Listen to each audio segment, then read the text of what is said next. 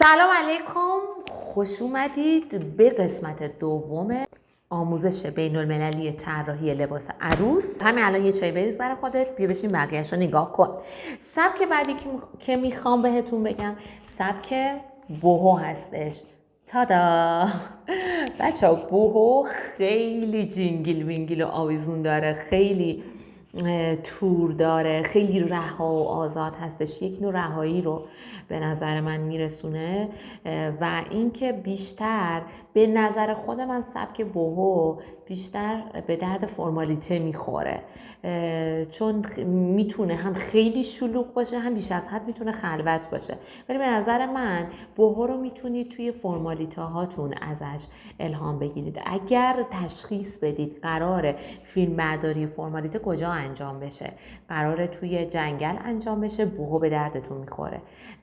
بیشتر بوهو توی سبک‌های جنگلی کوهستانی به دردتون میخوره. خب میگم به تناسب جایی که قراره شما عروستون فیلم برداری داشته باشه، یا حالا این برای مزونهای شخصی هستش، حالا کارفرما دارید یا توی تولیدهای وسیع‌تر انشاءالله داشته باشید که اون دیگه اصلا کار به سبک ندارید، شما بر اساس ترند روز که ما بهتون میگیم چیکار کنید تولید میکنید.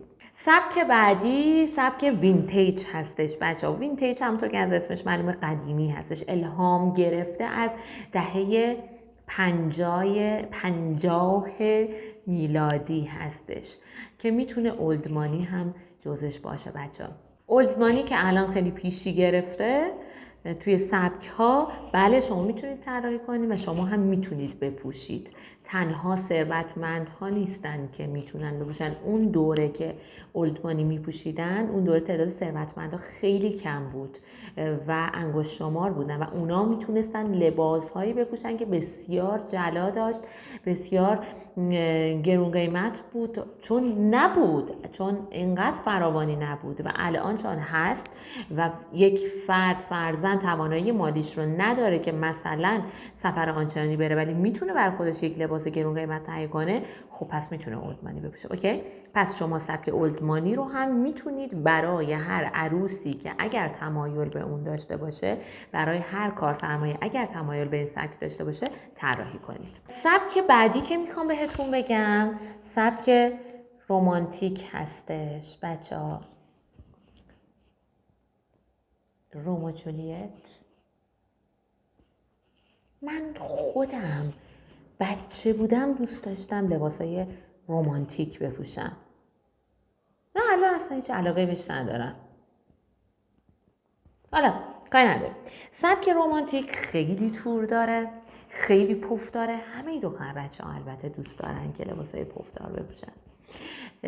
گلدوزی میشه روش، حالا نه که گلدوزی مثلا رو این بالش های، البته اینو یکی از هنرجوهای خوشگلم برای من درست کرد، خوشگلم هست. خب گلدوزی کرده اینجا رو، اما خب مثلا این سبک گلدوزی ها باید سفارشی باشه. مثلا یه عروسه بگه آره من خب گلدوزی رنگی داشته باشه. اینا منظورم نیست. منظورم از گلدوزی های محو هستش که میتونه پارچه رو برجسته کنه. حالا بعدها راجع به کار روی پارچه صحبت میکنیم، ترند ترین پارچه های دستساز که چطور دوخته میشن، بافته میشن و اصلا چی هستش، بعدها راجع بهش صحبت میکنیم، عجله نکنید. پس این لباس ها گلدوزی داره، مروارید دوزی داره، تور زیاد داره، پف زیاد داره، دنباله زیاد هم میتونه داشته باشه. یا حالتی شاین هم میتونید توی این سبک ها داشته باشید. اصلا به هیچ عنوان خودمون رو توی سبک ها محدود نمی کنیم. ما خودمون رو تابع قوانینی که نوشته شده توی طراحی لباس نمی کنیم.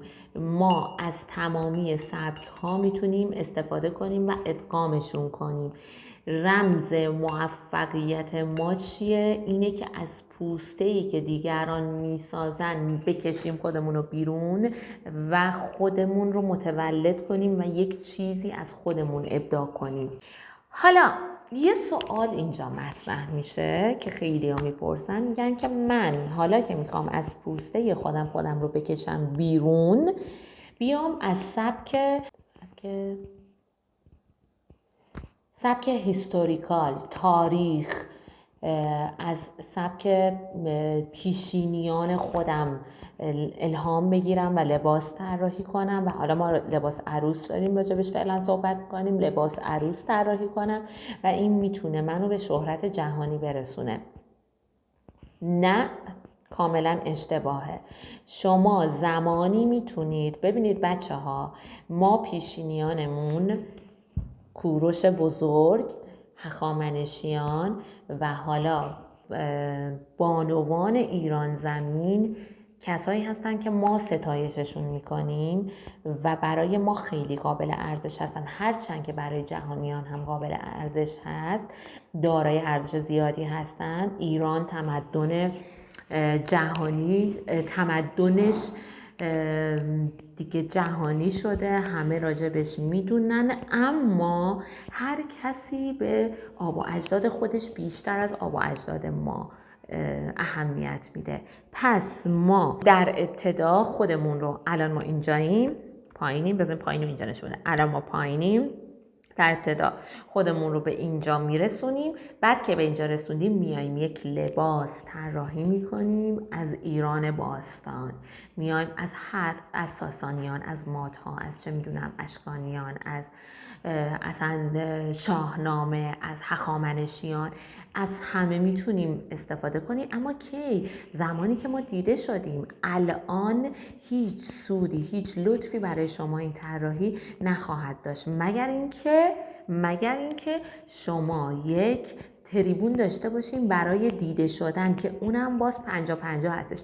پس الهام از سبک‌های ایرانی اصیل، یا اگر حالا از هر جای دنیا هستید و ایرانی نیستید، الهام از اجدادتون، الهام از سنت هاتون، الهام از هر چیزی باشه زمانی که به حد متوسط شهرت رسیدین و از شما تبعیت میشه، پیروی میشه و سبک شما رو میخوان بپوشن. پس الان تنها قانونی که ما خیلی باید روش تمرکز کنیم، تنها متد طراحی که خیلی باید روش تمرکز کنیم، ریدیزاین هستش، علاوه بر تلفیق سبک‌های دیگه که تو ویدیوهای دیگه بهتون میگم. لطفاً چنل رو سابسکرایب کنید، زنگوله رو روشن کنید، لایک، کامنت بذارید، انگیزه من رو بیشتر کنید برای ویدیوهای بیشتر، خفن‌تر و اینکه شما رو به مسیر هدفتون برسونه.